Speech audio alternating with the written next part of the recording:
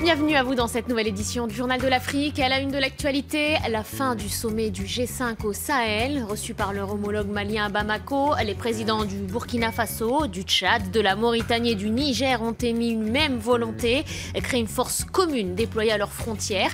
Le défi sécuritaire, il en a été aussi question dans notre entretien de ce lundi avec Brigitte Raffini, le Premier ministre du Niger. Et puis les champions d'Afrique de retour à la maison en battant l'Égypte dimanche soir 2-1. Les Lions indomptables ont décroché un 5e titre. Une victoire que le Cameroun a célébrée dans l'allégresse. Vous le verrez à la fin de ce journal. La situation sécuritaire au Mali et son impact dans le Sahel. Voilà tout l'enjeu du G5 qui s'est tenu à Bamako ce lundi.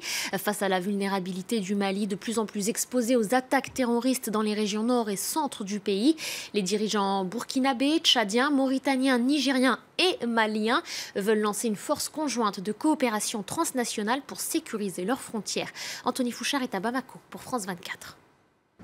Après 2 jours de discussion, les membres du G5 Sahel n'ont pas mâché leurs mots envers notamment la mission onusienne au Mali accusée d'insuffisance. Le président en exercice du G5 Sahel, mais aussi président du Tchad, Idriss Déby Itno, a réclamé le lancement immédiat d'une force militaire conjointe pour sécuriser les frontières.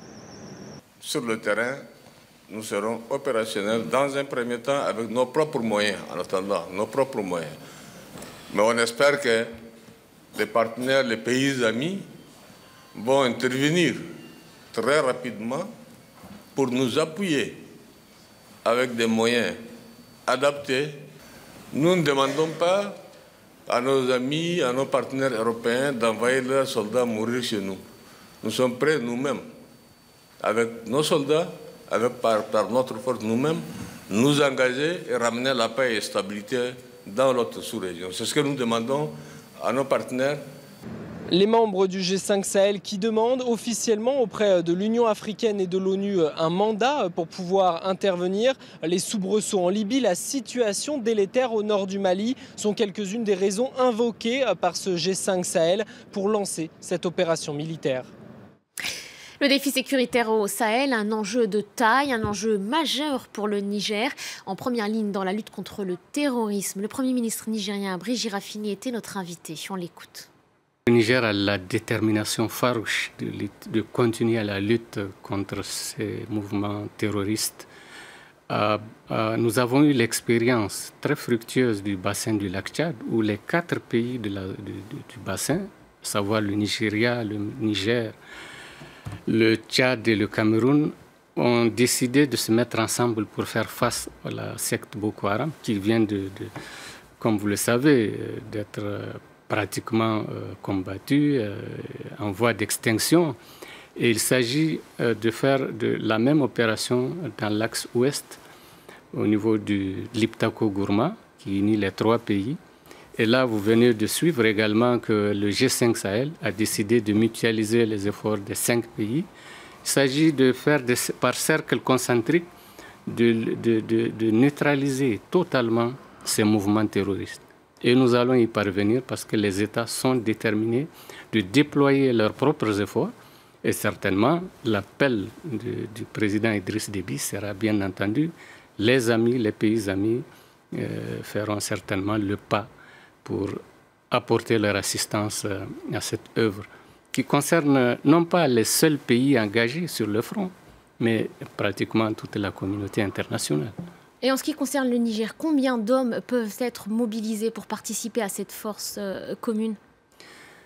Nous n'avons pas encore certainement défini les modalités pratiques, mais généralement, c'est des effectifs assez important que nous déployons à chaque fois qu'il est question d'engager des forces communes.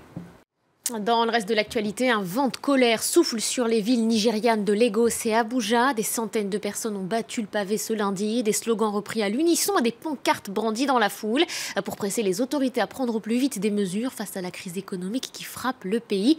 Le président Bouhari, lui, est toujours à l'étranger pour raison de santé. Nicolas Germain.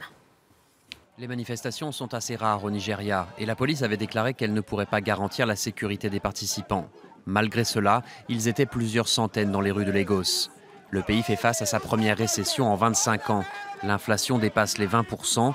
L'économie est durement frappée par la baisse du cours du pétrole. Nous sommes fatigués, le peuple souffre. Les prix sont trop élevés et la corruption est en train de tuer ce pays. Trop, c'est trop. Le prix de la vie a explosé. On ne mange pas à notre faim et nos dirigeants se versent des doubles salaires, des doubles allocations. Ça représente des millions de naira. Les manifestants regrettent aussi les absences répétées du président Buhari dans des hôpitaux à l'étranger.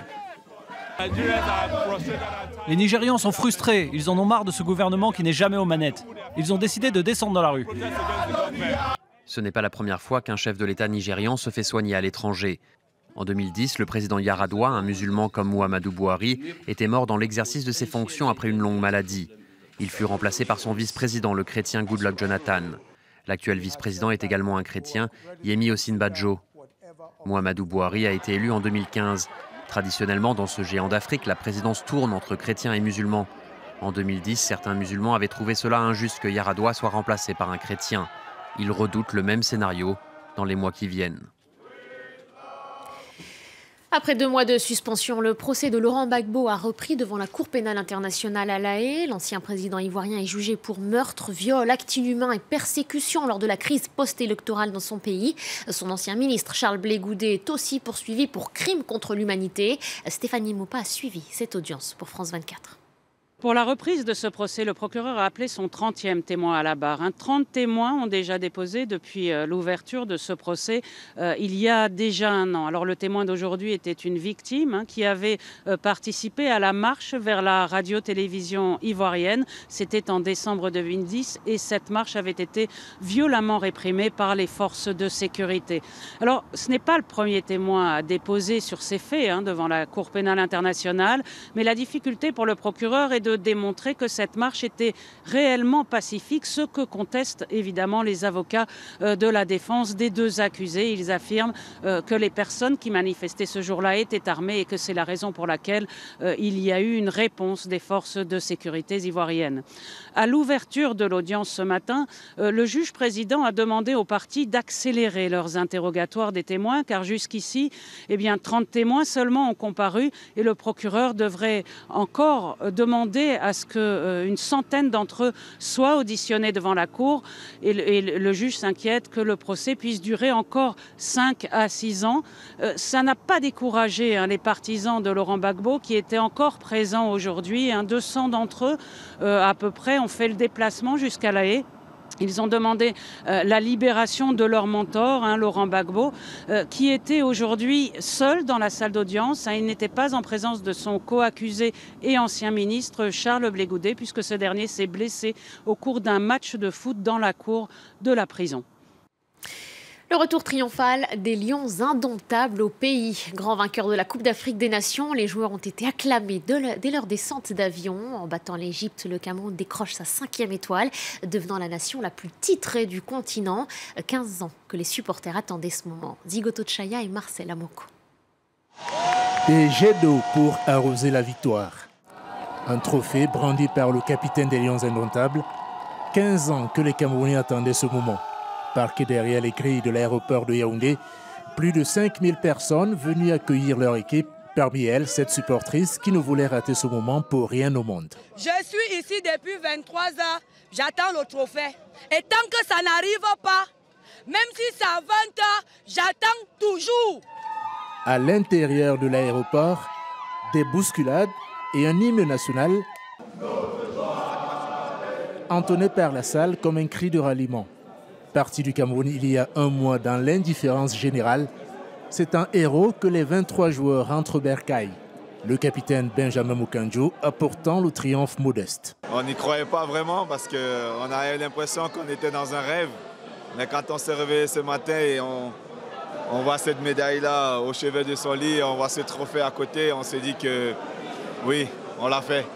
Principal artisan de cette victoire surprise, l'entraîneur belge Hugo Broos, arrivé au Cameroun il y a un peu plus d'1 an sur la pointe des pieds. Un sélectionneur dont les relations avec la presse camerounaise ont toujours été difficiles, mais l'homme se refuse à parler de revanche. C'est naturellement quelque chose d'incroyable qu'on a gagné la CAN. Mais j'ai toujours dit à la presse d'être un peu patient. et surtout d'être corrects. Je pense qu'à la fin, ils ont compris qu'on doit d'abord voir avant qu'on juge. Un ultime bain de foule pour les Lions indomptables et des Camerounais qui célèbrent une fierté retrouvée. Voilà, c'est la fin de ce journal. Merci à vous de l'avoir suivi. Vous restez sur France 24, l'information continue.